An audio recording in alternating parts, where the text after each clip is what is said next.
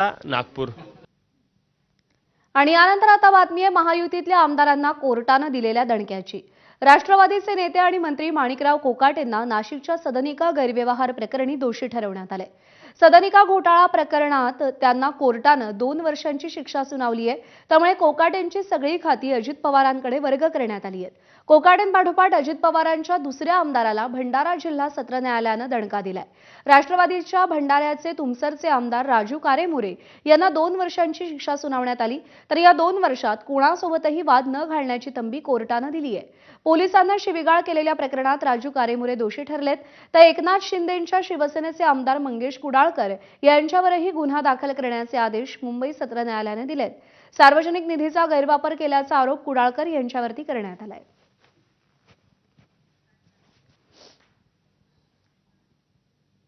नाशिकच्या सदनिका गैरव्यवहार प्रकरणी दोषी ठरलेल्या